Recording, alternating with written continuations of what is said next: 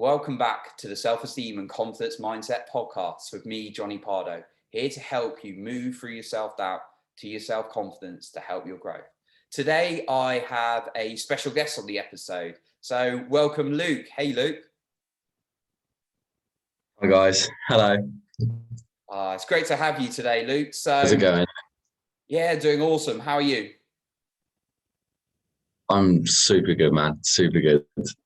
Excellent. And I know you've been up to many things recently, and it's great we can connect. And I'm so privileged to have you sharing all your knowledge and expertise and story on today's podcast. So it's going to be really valuable. So thank you for coming on.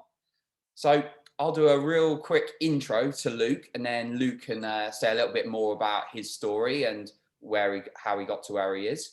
So Luke is a confidence coach as well. And he aids people to love themselves, break down stress, release fear and anxiety, and heal trauma so that people can be their most confident selves towards their ultimate vision. So, Luke, I've done a brief introduction. So, do you want to tell us a little bit more about how you got to where you are and your story a little bit? Yeah, for sure.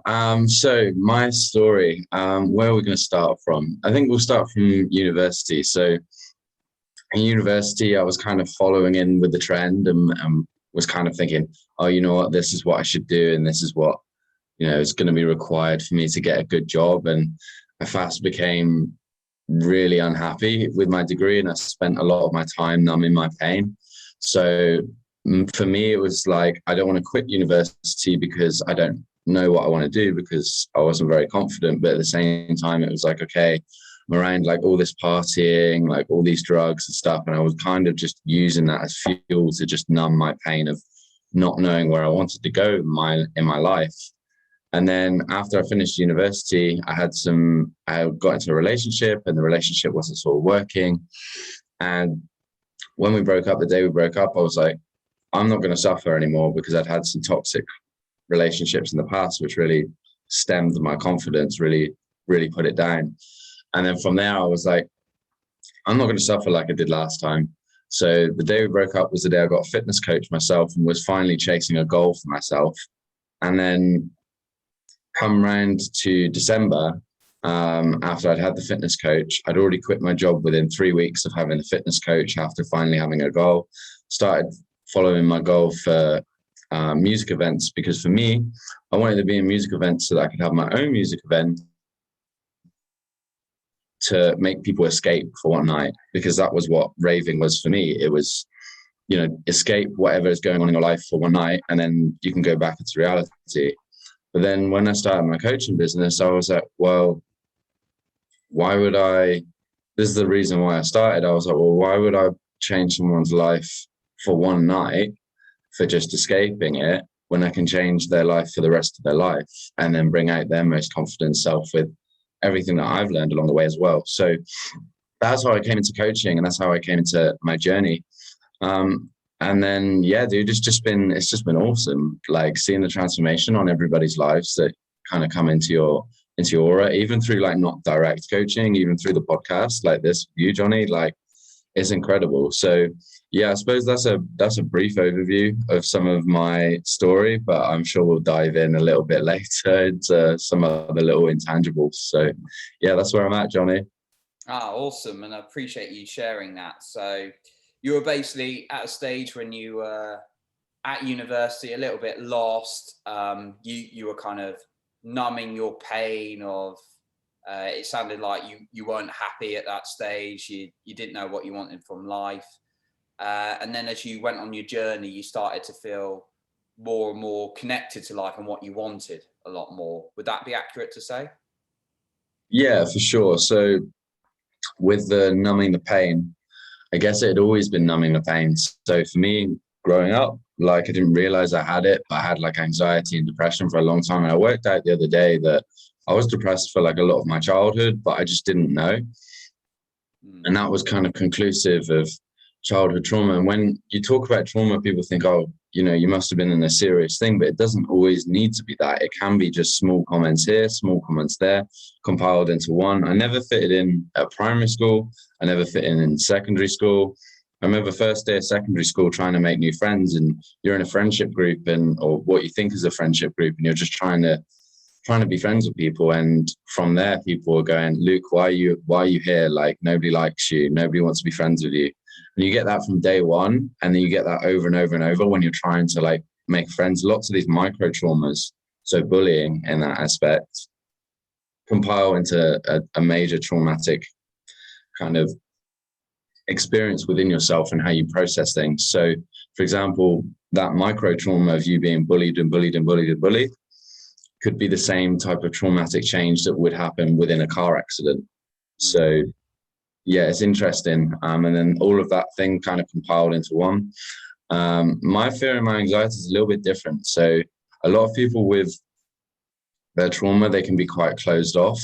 Whereas my kind of mask was always to be super extroverted. Like, I'm pretty extroverted and loud anyway, but it was like to mask that and step that up another level so that people didn't have to see me unhappy. So that for me, if I'm super happy, then it means that other people don't have to quote unquote suffer with me. But then the problem with that is, as soon as you do have a bad day, you then bring in guilt and shame for having a bad day. So then from there, it compiles and gets worse and worse and worse. So then this is where I would be depressed for like months, but then still putting on this super happy face. So yeah, it's been an interesting journey. I'd definitely say that at times I've manifested my own depression in conclusiveness with my anxiety. So I don't know about any listeners, but sometimes I used to wake up with like headaches, and this came from anxious jaw clenching overnight. So what happens is your temporomandibular joint, which is just underneath your ears, gets inflamed. And from that inflammation, the inflammation can go up into your sinus. So then you get a headache. But then if you imagine, as soon as you have breakfast, that gets inflamed again. So then you get another headache. And it's like a migraine in the morning for 3-4 hours. And also as part of that, you're at motivation level -100. So trying to do your work is difficult, and then tie that in with some anxious lack of control with thoughts, which was me in my past. I would be like, oh no, am I getting depressed? Am I getting depressed? Am I getting depressed? And I would always have these questions rolling and rolling and rolling again, because I'd had some bad experiences with depression. So at university, like, I got to a point where I wanted to commit suicide because I didn't know what I was wanting in my degree. I was in a very toxic relationship. I was smoking marijuana all week. I was taking ecstasy 2 or 3 times a week as well. So my serotonin was always super low.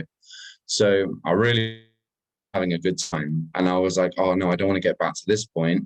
But in the same thing, I was manifesting my own, because I was living in my fear.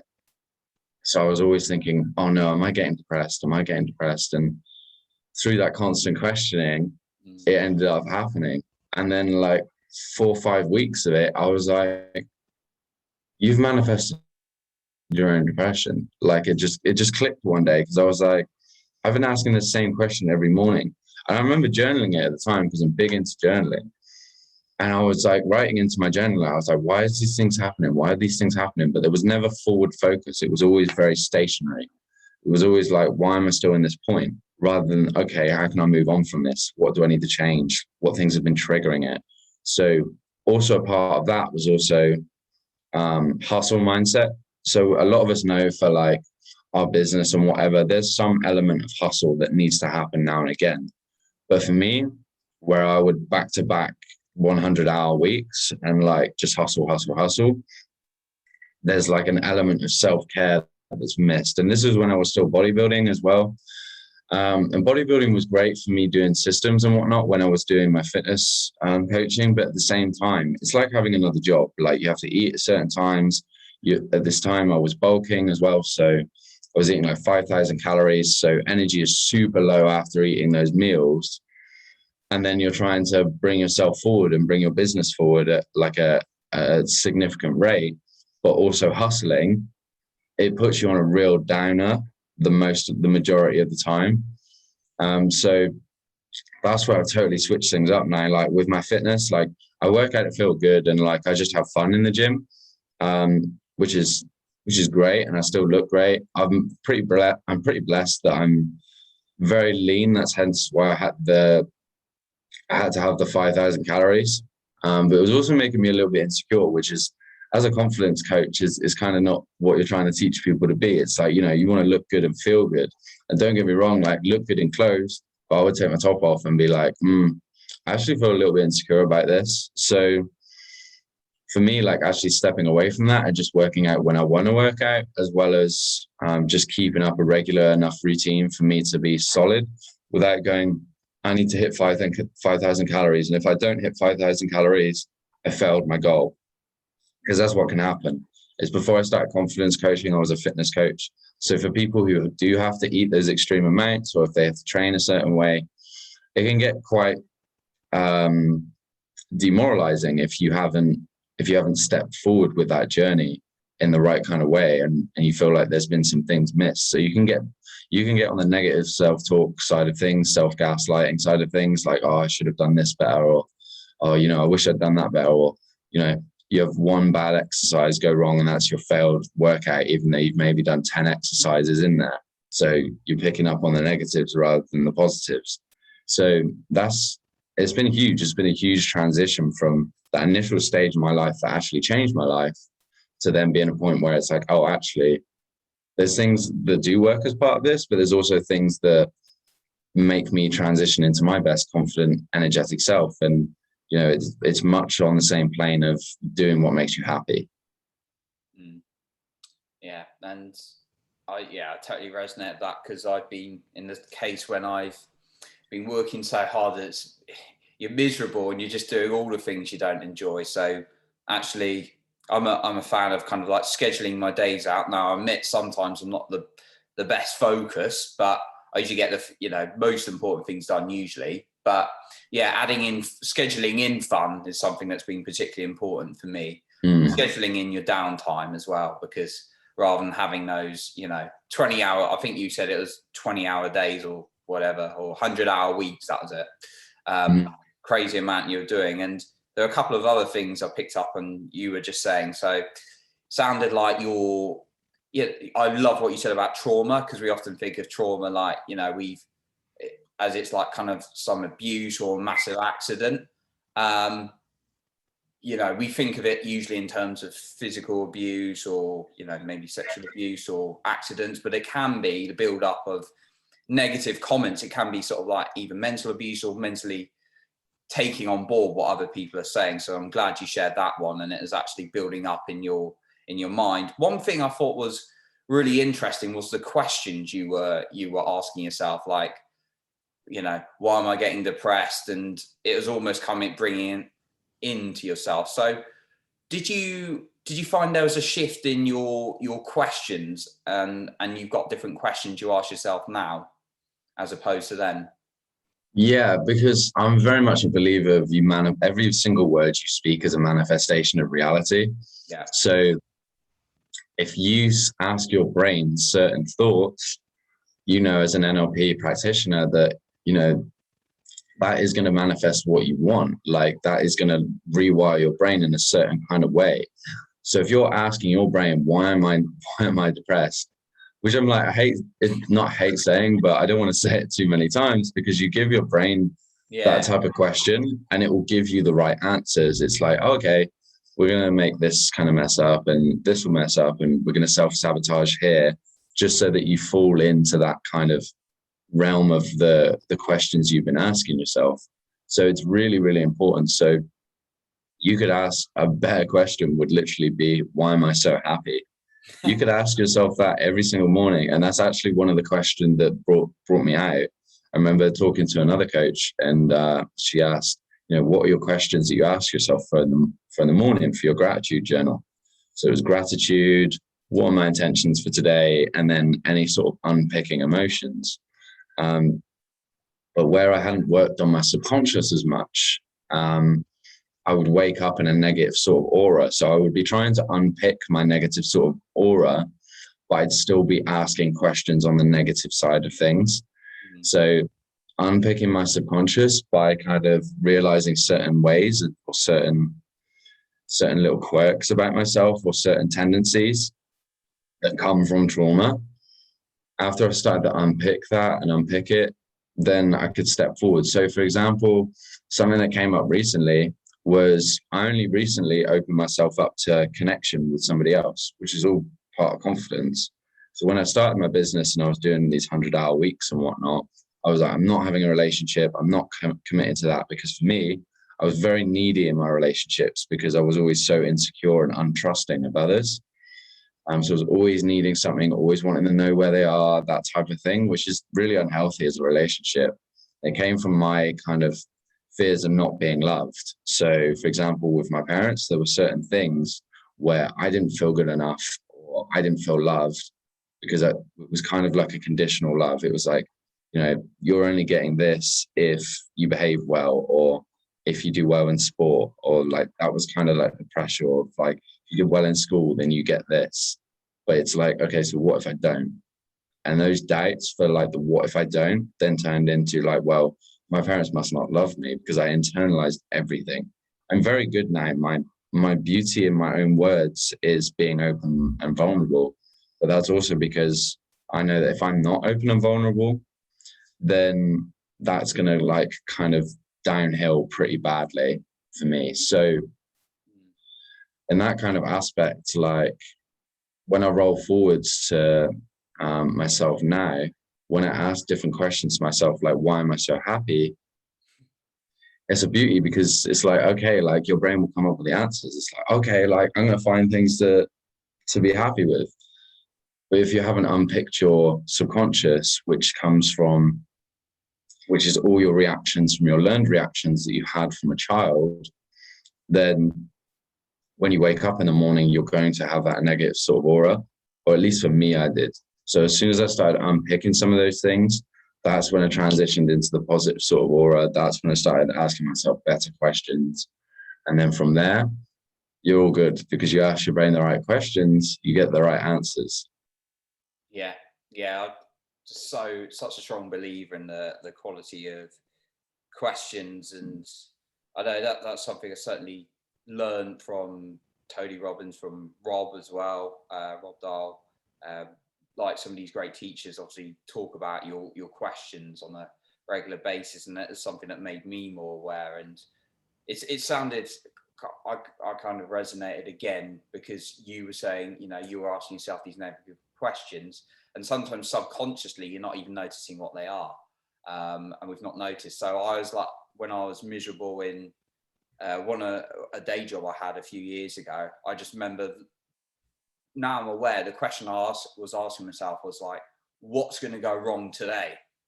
And it's like, that's never going to give you a good answer, Johnny. That's always gonna impact your state.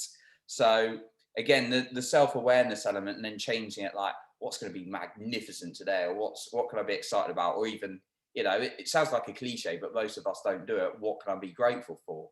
And knowing that and actually asking yourself regularly is two different things. So I love like how you said you became more conscious of it. So for a lot of people, it's self-awareness is not something that we necessarily work on, and it sounds like your self-awareness has increased over time, and we always become more and more aware of ourselves. So what tips would you give someone to really improve their self-awareness?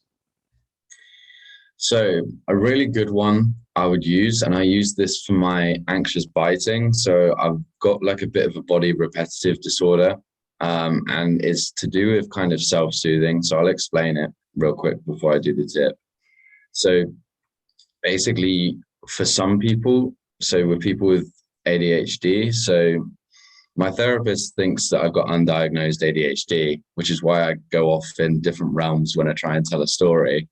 But you get an over and under stimulation of the brain, and you will try and bite to try and bring yourself back in subconsciously. So for example, an understimulation would be if you're bored or not thinking about much, or an overstimulation might be if you're reading a book but thinking about other things at the same time. That can be an overstimulation, so you bite your cheeks. Another way you do it is if your brain in some kind of way feels threatened, because for your brain perceiving anything as a threat, even just a constant state of stress from maybe your childhood or trauma, then you've got a constant level of cortisol going. So then your brain's like, well, I'm stressing, so I need to calm down. And because eating is a primal urge of being safe, you have to chew something. So you chew on your cheeks. You should see my bed frame when I was like 6 years old. I would bite the bed frame to it was gone. It was done. So off of the back of that explanation, the tip I would use, which I started using for this, is if anything is making you feel a little bit nervous or a little bit stressed, just write it down. That first sort of instance where you get some form of a negative thought, some like, oh, what if, or like some self-doubt within yourself, write it down, date it, and try and identify that trigger. And then that's just a really good first step. And I find not only just for anxious biting, but general self-awareness as well is really good for that. Another self-awareness tip that I would go for as well is alongside that aspect of journaling is literally write down, who am I? Who am I? And then build yourself up. You know, you can say, I'm this person because of this experience, but I could also be this person because of this experience. So self-awareness, I feel, is also a lot of like, who do I want to be and who am I working towards being? Because your most confident self is kind of who we're pushing all of our clients to be, right? So, but if you have no direction into who you want to be, then you're also going to have a lack of self. That was another reason why I wanted to commit suicide, because I had no idea who I was. And I was like, well, if I don't know who I am and I'm not contributing anything, what's the point of me being here? You notice how like all of these are questions. All of these are questions. So a lot of people, when they're negative self-talk or positive self-talk, is based around questions. That's so we're so focused around the questions we ask, right? So is identifying that person that you want to be, as well as the person that you currently are, and kind of the steps that you would need to do in order to get to that person that you want to be, right? Yeah. So for me, even putting this shirt on, even being this vibrant self, it's like, okay, so if you're listening to this on Spotify or Apple Music, you won't be able to see, but I've got my favorite disco rave top on, and it's something that I feel super good in, super abundant in. I feel my most confident self in these types of tops, because that's the person I'm trying to be, is my most confident self. It's not the person I'm trying to be. Scarcity words. It's the person I am. So, and that's a whole another topic, is scarcity and abundant words, but that's off the cuff of this. So it's who are you trying to be? And then once you know that, then you can work towards it. Yeah. It's a great top, Luke. Love it. The energy. Thank you. I appreciate you changing for the podcast today as well. Yeah, I was feeling a bit comfortable. Johnny was like, this is going to be on YouTube. I was like, okay, we'll change up a little bit. And I actually had it sort of ready, because I was like, I wonder if Johnny's going to put this on YouTube. I was like, okay, we're good to go. Surprise. Nah, it's awesome. Love it. And I yeah, definitely myself and other people I've talked to or worked with, there's certain clothes that we actually does affect how we feel. So yeah, I certainly relate to that. So that's awesome. One of the things I wanted to touch on trauma a little bit is there were probably some kind of beliefs that came to you or sort of stuck in your mind as a result of some of these trauma moments you went through that you said. So in terms of obviously people looking to shift their beliefs, you've just talked about self-awareness and some fantastic tips there. What advice would you give to someone who wanted to shift their beliefs? So if you want to shift your beliefs, the first thing is working out what beliefs you have. Yeah. So this could be over a whole multitude of topics, and every single person is going to have a different type of thing that is maybe holding them back, quote marks. But these categories could be financial. So what are your financial beliefs? If I said to you, it's easy to make £10,000 a month, to you, what comes up there? Is it, no, it's not?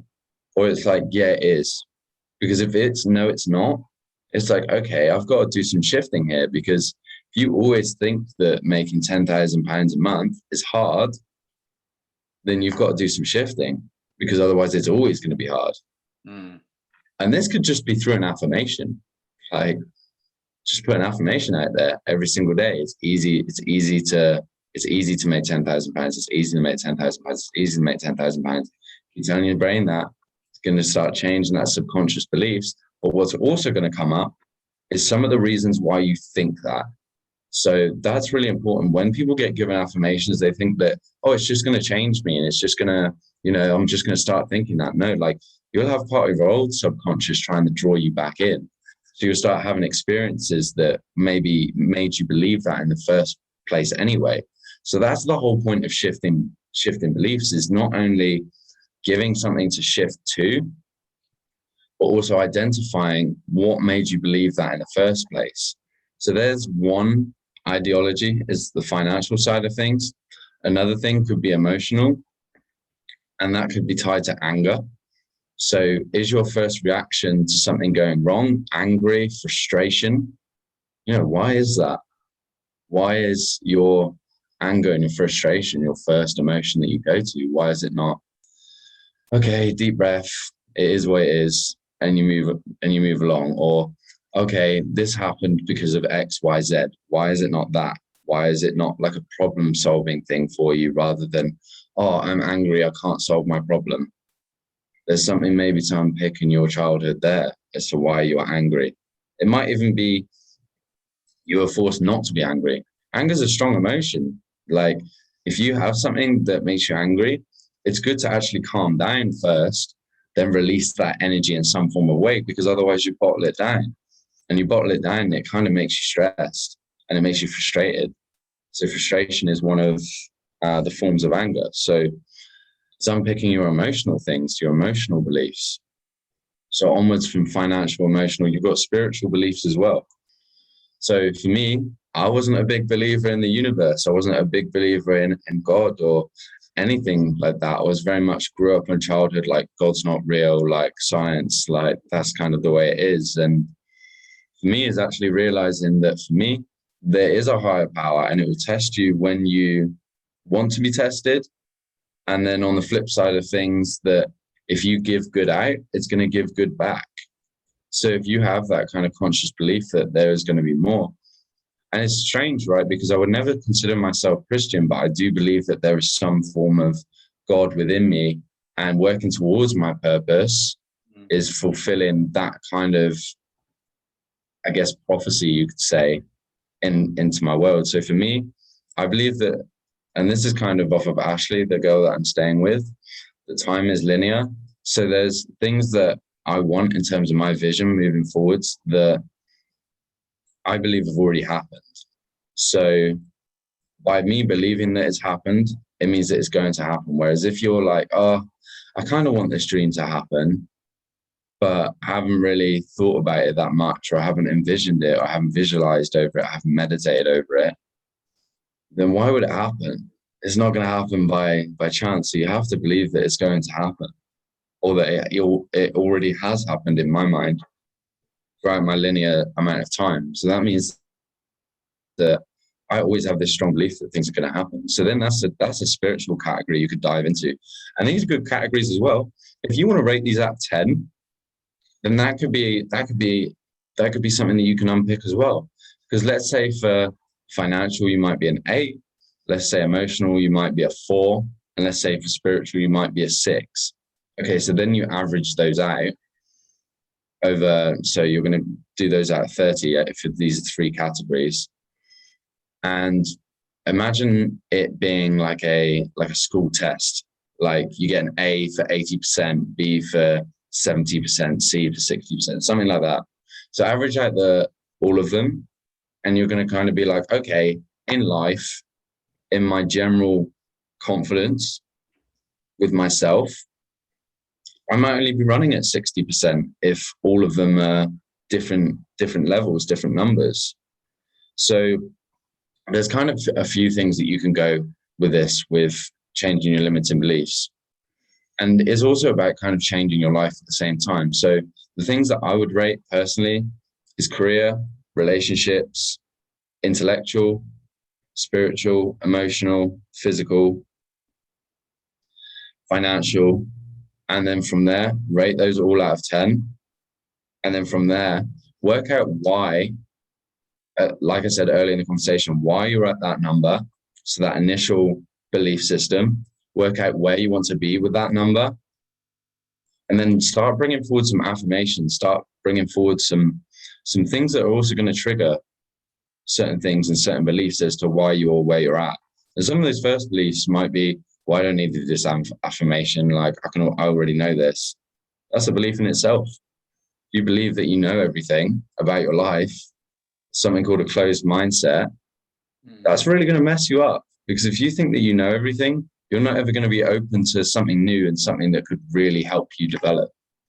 So that's also something to unpick as well. So you see how a lot of it is like, okay, like I know I want to go somewhere, but it's like, how can I unpick some things along the way to allow me to step into that, which is all part of mindful limiting beliefs and changing your mindset on things.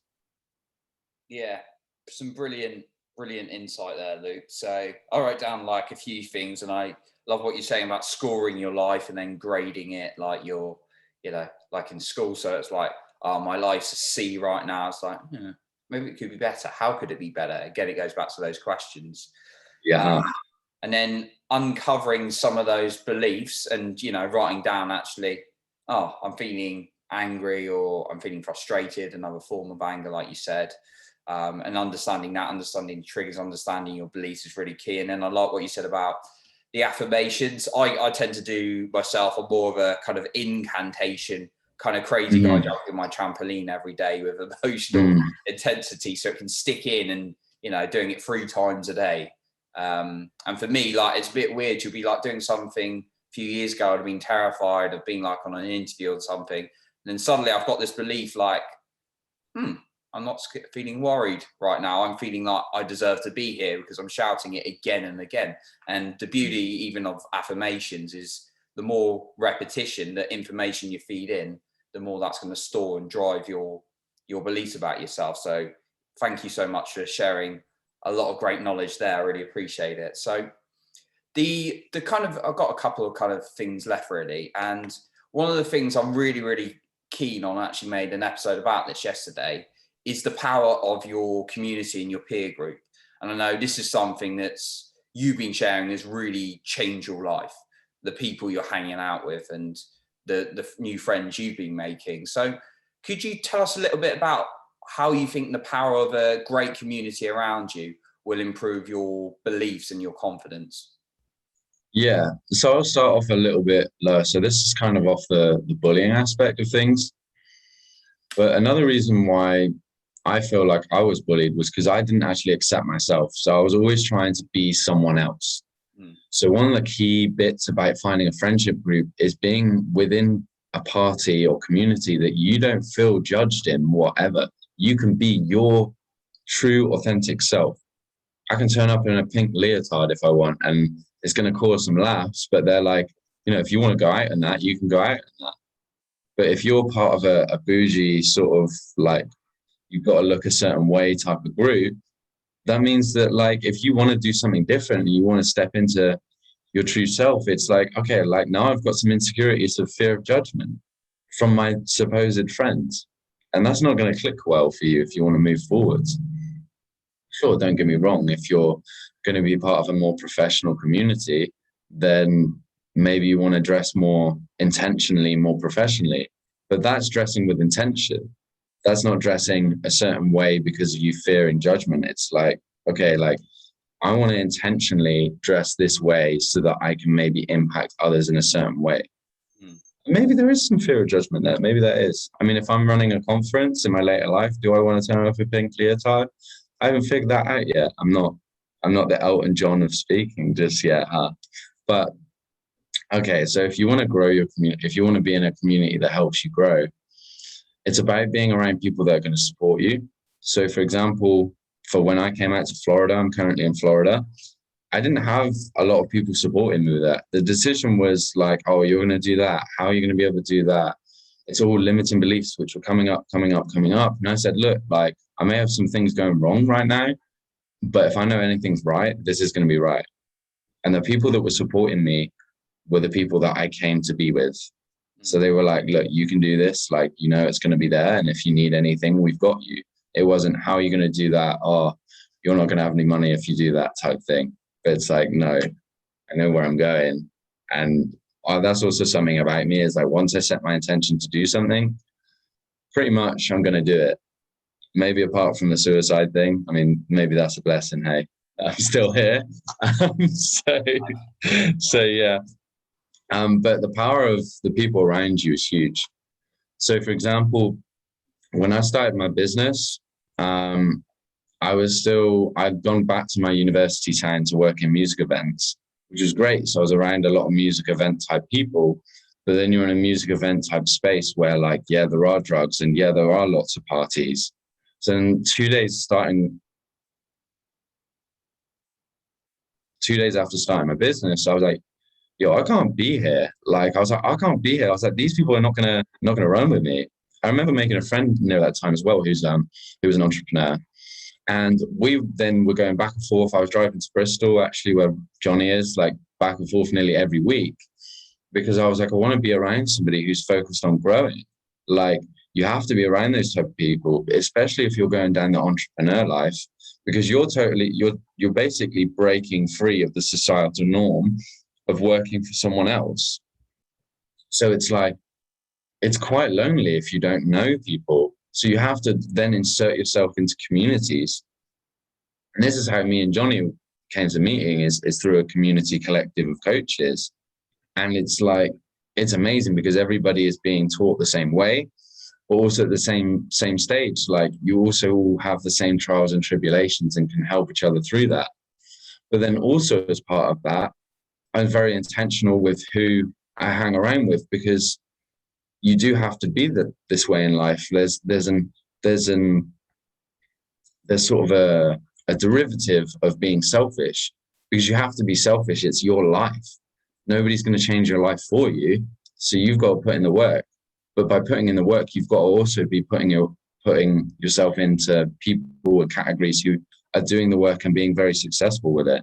So I'm very intentional with who I hang around with now, because as soon as you start leveling up, there are people who are going to be like, oh, it'd be really good to see you. It'd be really good to see you. And like, people kind of want what you have. So they're like, oh, you know, if I hang around with you, maybe I'm going to get this.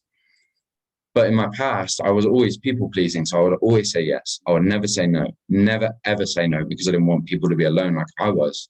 But at the same time, your energy is also your confidence. So if your energy is super low from people pleasing and trying to bring up friendship groups that are also putting up limiting beliefs against you, then it's not going to work.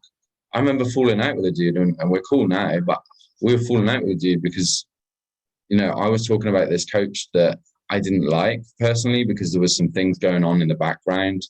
For example, it was just a fitness coach who wasn't actually coaching his clients and was getting other people to do it, but wasn't telling his clients that he was getting other people to do it for him. So I just wasn't happy with the service.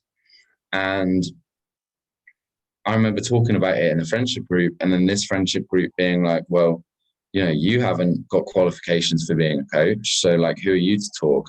And I was like, why are my own friends picking at me? I was like, why are they picking at me? And don't get me wrong, I understand some of the things that they were trying to say, but also your friendship group isn't there to pick at you. It's there for maybe challenging your beliefs, yes, but not for picking at you. So if you find yourself being within a friendship group that makes you anxious, that you feel like you can't say certain things, you can't be your most true, authentic self, I would truly question, are these people that are going to support you if you want to level up? Because leveling up is important in life. You stay stagnant, you're always going to stay at the same level. So if you want to grow, you have to put yourself in communities that are going to allow you to grow. And for me, when I moved from my business, from that place that I was actually back home to where my parents was, so that I was in a blessed spot that I could be supported, I was like, I was alone. I was by myself. I had no community. So it was like, I was alone for like a month and a half. And some people hate being alone. And this was why I jumped relationship to relationship, and I had to cut off relationships when I started my business. Because of my fear of being alone, that was why I was so needy. I wouldn't hang on to relationships because I necessarily loved the person as much as I wanted or as much as I intended, which sounds really horrible. But it was because I was so scared of being alone. And that's why a lot of people stay in relationships, they're scared of being alone. But for me, being within a community that makes you feel never alone, but also supports you to be self-sufficient and realizing that you're never going to be alone as well, is so, so powerful. And it goes back to that same old saying, you know, 5 of your best friends are alcoholics, chances are you'll be the sixth. 5 of your best friends are millionaires, chances are you'll be the sixth. Because different people talk about different things. You know, I was hanging out with Ashley and Eddie last night, who were 2 people that I'm around with. We're having deep intellectual conversations, which are just out of fun. It's not like we're forced to have those conversations, but the level of talk is always so much higher. So we're talking about real estate. We're talking about more different abundant ways of going through life. We're talking about our vision of ourselves moving forwards. And then I've got other friends where the only things that we talk about are raves, sex, food, and funny films, which is great. It's a great laugh. But at the same time, it's like, okay, like, is this growing me? It's like, where's my growth here? So it's really good to select what team you're all almost going to be up with, so that not only can you be going down that road of moving forward to your best self, and they make you feel your most confident self, and if you wear certain things, you know, they're saying like, yeah, you look awesome, you're getting this support. I remember when I started my business page, and I was asking my friends, I was like, hey guys, like, I really need some support on this thing. Something that would take you 2 seconds to go on your phone and say, great, well done. Maybe that's my own problem of external validation at the time, which is another trauma-related thing. But at the same time, this is just, you know, if somebody asked me for my support on a social media post, something that takes you 5 seconds out of your day to do, that can mean the world to them. But my friends wouldn't support me in that. And I was like, this isn't right. I was like, I shouldn't have to be begging my friends for comments on my social media to help me help more people. It should just be automatic. It's not should be, but, you know, if somebody asks, then your response, if you're a friend, is yeah, sure, no problem. I'm not saying I expect my friends to comment on all of my social media posts, because that's not what I'm saying. But if I did ask for some support, especially on a vulnerable post, especially on something that is going to be talking about my past and trying to help somebody else out by making them not feel alone, you know, that's some support that you really want. And it's really difficult as an entrepreneur, as you start stepping up into that next level, is realizing that there are people who, as you step up into that next level of thing, they're going to start feeling insecure. And their insecurity projections are going to be things that either bring you down, or when you ask for support, it's not going to be there. So there's an element of this journey into stepping forward into a better community where it's like, shit, I'm actually going to be alone. And that can be really scary. But you know what else is also scary? Is staying in a friendship group that doesn't support you. So in order for you to step forward into community, to be your most confident self, to be with your best intentions, is work out what people inspire you and then try and connect with them. If you want to connect with me and Johnny, do it. Like, if you want to level up, like, that's something that's good to do. But at the same time, like, I actually found something which is really good to do, which is a bit of a quick one for a tip for moving forward into a better community, is write down your 8, I would say 8 closest friends. And then this sounds harsh, but ask, is this person helping me grow, or is this person not helping me grow? Has this person made me feel insecure multiple times, or have they supported me multiple times? And if the answers are no, and you feel like there's a lot of red flags going on, then maybe that relationship is something that you don't want to contribute as much energy to as much anymore. I'm not saying you have to go, look, you did this, this, and this, and this isn't why I'm going to be friends with you anymore. I'm not saying that. You know, my boys are still my boys. The people that I used to connect with are still my connections. And if they need any support, I will support them. But at the same time, it's like, okay, is this person helping me grow, or are they not helping me grow? Because I want everyone to grow. Everyone's got the potential to move forward. But if some people are too caught up in their past and they're not somebody that are open for help, and they're in that closed mindset, this is the way it is, and you don't know a lot, I'm not a beginner, I'm not going to be open to your advice, then there's some part of you that's got to realize, like when they need it and when they ask for it, I will help them. But at the same time, I'm not going to waste and pull away from my energy and slow my own growth down by committing to them. Does that kind of make sense, Johnny? I hope that makes sense for the viewers. No, absolutely. And there's a couple of main bits from that kind of I picked up on in particular. And I liked how you emphasized that obviously the power of your community is key, but actually it doesn't mean you have to rule out everyone who doesn't necessarily support your growth of your life. That's not what we're saying. We're saying, and I think the best quote I can think of to kind of, and I think this is the point we're both trying to make, is be the guard to the door of your mind. And that was quoted by Jim Rohn. And it's not saying, you can't filter out all negativity in life. You can't filter out all negative, like, information you're listening to. You can't, you can't filter out insecurities projected by other people. But just be very conscious about who you're spending your time with the majority of the time. And it's not saying, obviously, I've got lots of different friendship groups. I'm very blessed to have an amazing family as well. But, there's some of them who are just not on the growth journey, and that's absolutely fine. I'm going to share what I believe in, and it's impacting people's lives, like you're impacting people's lives. But I'm just very conscious about the groups and the people I talk to. I'll have conversations with someone like you who's got a very similar vision, people in our other coaching community, or, other people from my Joseph McClendon world, the Tony Robbins world.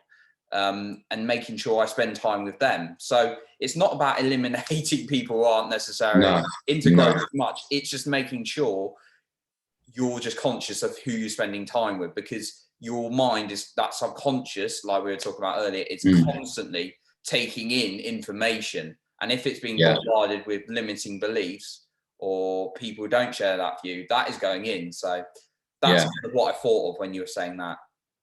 Yeah, and one of the most powerful things you can realize is that despite everyone's different beliefs, you can still love them all the same. Like, I love fucking everyone. I hope I can swear here, by the way. It's too late now. But it's realizing everybody has their different belief systems because of their own traumas and their own things that have happened. And that's just, it is what it is. So, on that flip side of things, if everybody has their own set of beliefs, that's amazing. And that's a beautiful thing about being a human. But it's not your job to unpick other people's limiting beliefs. And this is where people can get caught up. I know a lot of girls when I was at university that studied psychology. And because they studied psychology, don't ask me why, but they would always draft towards more narcissistically inclined guys, because they're going, this person refuses help, but I really want to help this person. I know how to help this person. It's like jumping into a relationship and being like, this person's going to change for me. It's not your job to make them change. It's on them to allow them to change. Maybe you can open up room for them to change, but that can be very difficult in a relationship, because for a guy to surrender and open up to more change and open up about their story means for a guy to take away some of that masculine energy and become more in their feminine energy. So masculine and feminine energy is not necessarily attributed to both sex, but it does embody different things.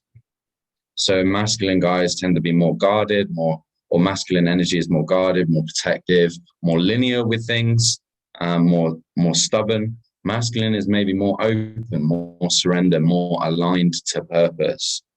So it's really good to embody both. But when it comes to opening up about trauma, that's being open. That's with being in your feminine energy. So a lot of women want guys to be able to talk to them more in their relationships. And they were like, oh, I want a guy to be more open. But when they open up about their stories and emotions get attached to that, some women don't know how to handle that. So then they become less attracted to the guy. So it's an interesting dynamic. As we start moving forward in life, that it's like, to change, you actually have to be vibrating at different frequencies as well. So it's wild. It's a wild journey, life, but it's all really important to realize is that like it's not your job to fix other people. Yeah. I mean, yeah, for me and Johnny, like technically it is, but that's people who are open to that help. If people aren't open to help, then you can't force that upon people, because that's when things start breaking down. So yeah, it's a wonderful journey, life, and it's all an amazing part of it. But yeah, I think that's where I'm going with that story. I'm like, I could go on for a while with this, but I'm gonna cut myself off there. No, it's some great valuable insight there. And the second part of something you said earlier, I was just going to pick on, was you mentioned, yeah, like people worried that they're going to appear selfish if they start doing their own thing, working on it. You know, although it might be perceived as selfish to some people, have this, you know, this conception that working yourself, looking after yourself versus selfish, but actually, in my personal opinion on this, it is selfish not to. And why is that? Because when you're not looking after yourself, when you're not becoming the best person you can be, you're not having that impact on those around you and those you could impact in the world by not looking after yourself first and working on you. So by trying to, I realized that for myself when I was trying to perhaps people please, like we both come from that sort of space of people please and being like, oh, I don't want to work on my own stuff, I've got to do this for so and so. Then actually I realized I was being selfish because I wasn't growing into who I can be now, who you can be now, when we're like, you know, helping people change their lives, helping them come through their own confidence. So that's just something else I picked up on. And Yeah, yeah, it's okay, you know, it's good to work on yourself. We're not talking being narcissistic here, but we're talking about caring for yourself, and growing yourself is a very selfless thing you can do if you're going to make an impact on your friends, family, and other human beings in the world. yeah, because it's very natural as a human to want to help other people. So like you look at like toddlers and stuff like that, like little 2, 3 year olds, they're always asking mum and dad, like, if I can help with things.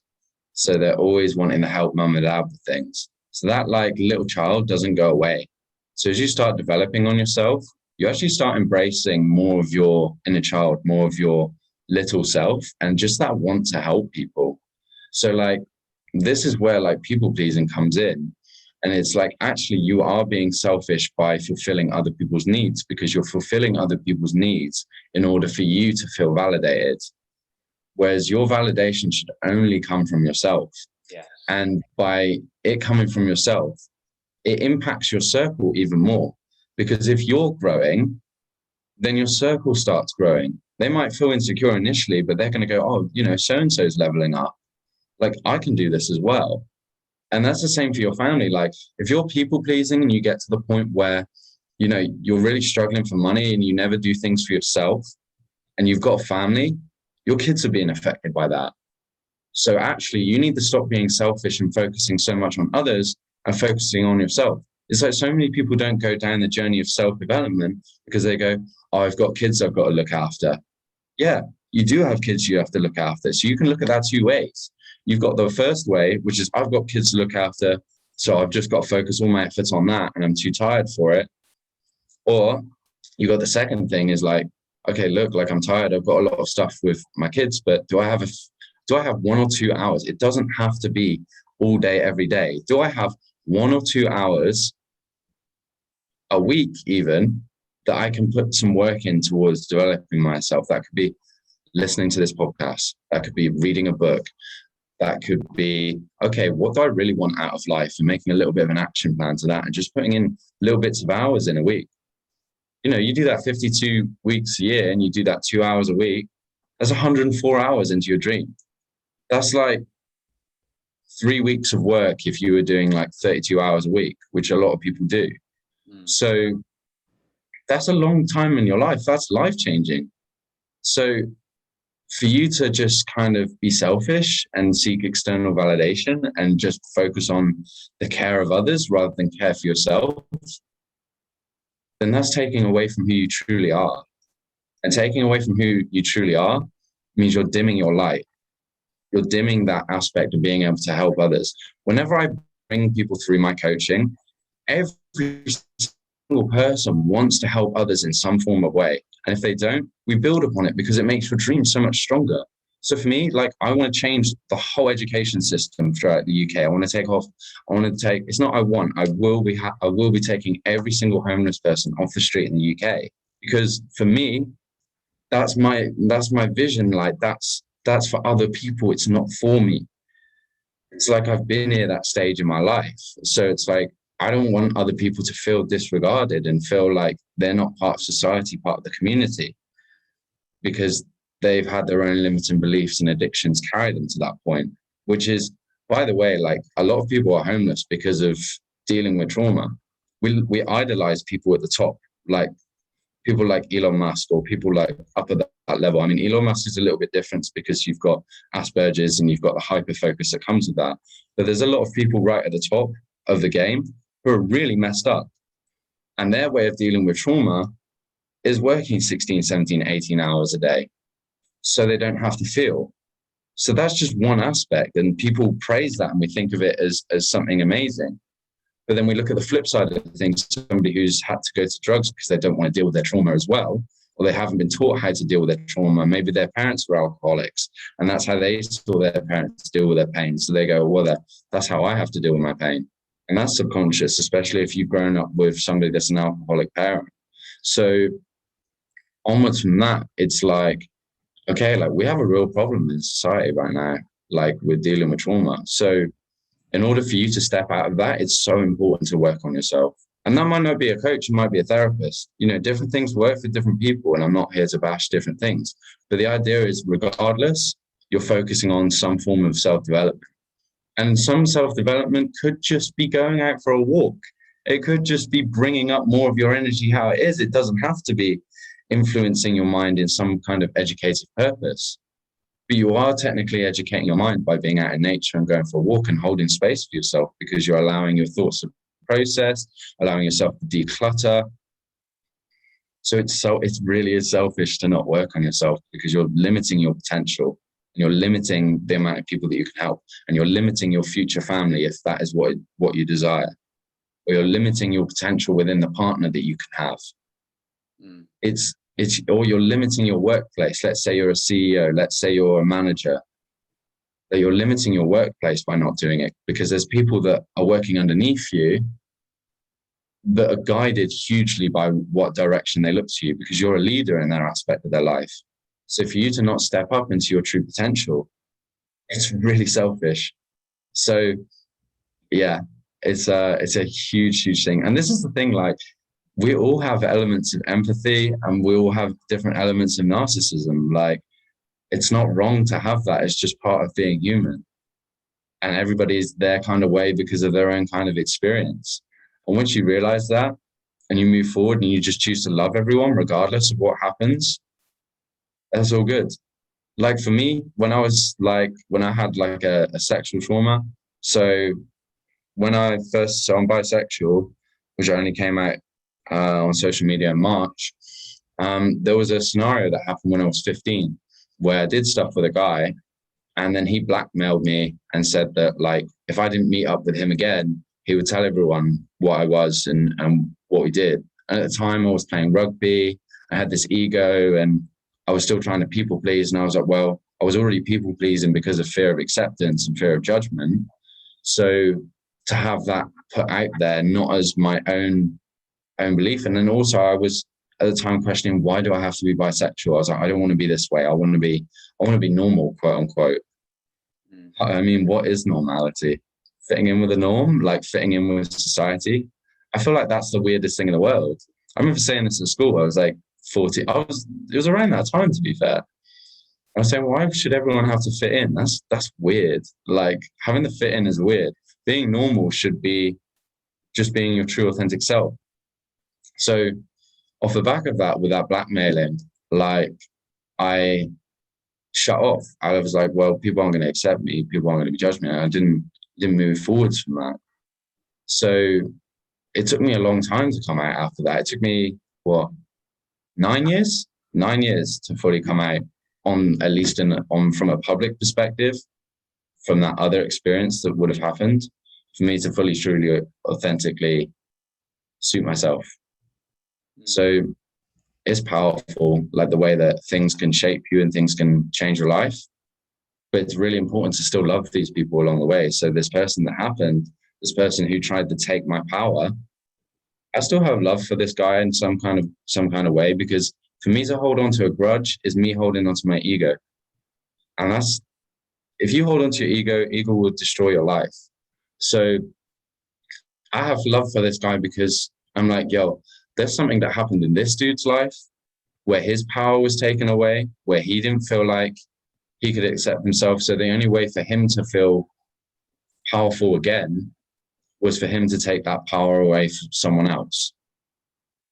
And I mean, lots of people do that. It doesn't have to be sexual related.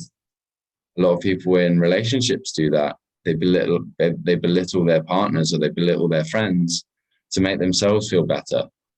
A lot of people, when they banter their friends in friendship groups, they do it because, not just because they love the person, but also in some kind of way that they feel insecure, and they're trying to make themselves feel better than the other person by belittling the other person. But then also, that's something that you want to be very careful with.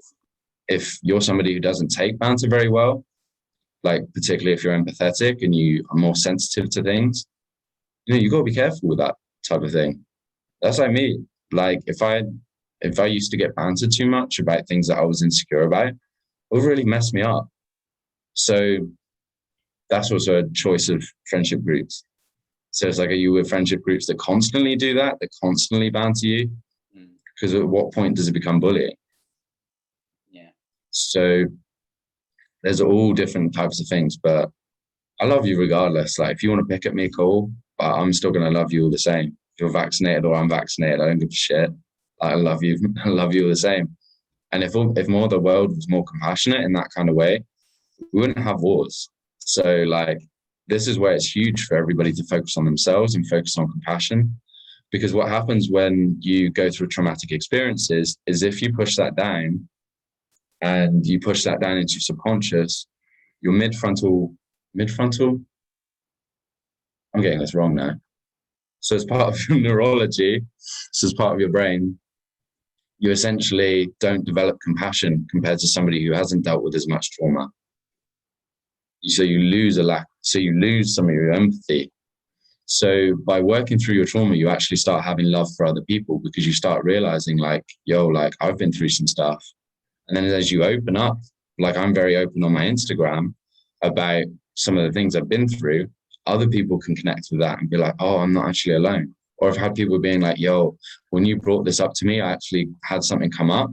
I've actually been able to process that just by me putting up an Instagram post on my story or something that's happened to me. Because it's like, I didn't put it up for me, I put it up for the compassion of others, because that's my power of, I guess, this acceptance of myself, is realizing that no matter what happened in the past, whether it was my fault or whether it was someone else's fault, whether it was my own actions or whether it was someone else's actions, it doesn't define who I am now. I define who I am every single day, Johnny, every single day. I love myself, I trust myself, I'm confident in myself. Also, I know who I am, because the person that was at that point of committing suicide was somebody who didn't know who he was and was a scared child and scared of the world and scared of moving forwards, scared of taking the next step in life that could have changed his life.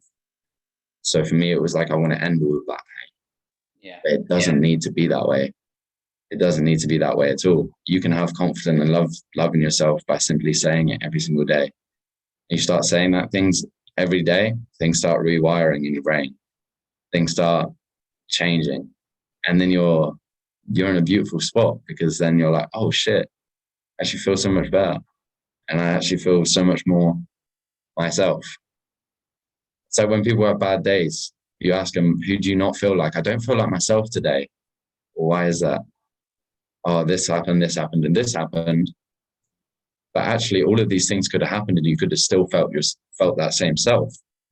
But because you don't fully maybe love yourself, or because you haven't identified your purpose, then you lose that and you internalize all of that pain. And You internalize everything that X, Y, and Z caused you to process in a certain way.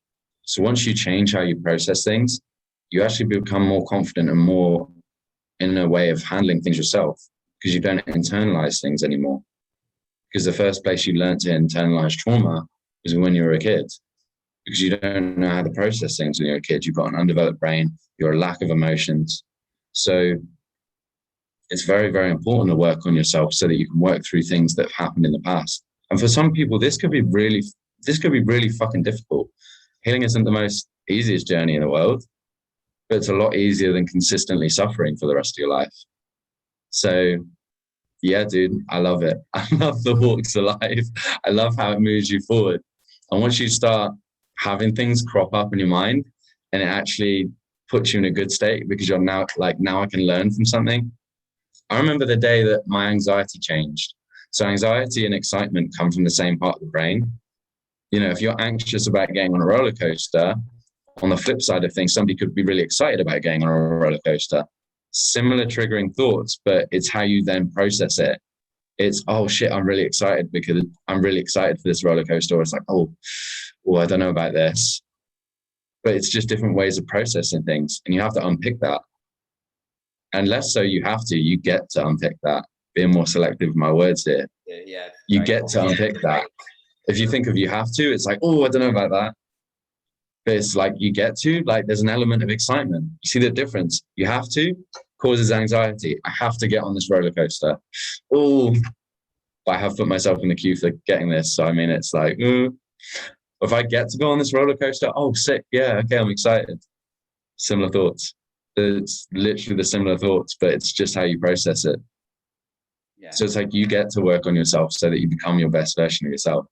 It's a beautiful journey. Whereas if you're like, you have to work on yourself, you have to do this job at work, you have to do this task, you have to work out, it feels oppressive.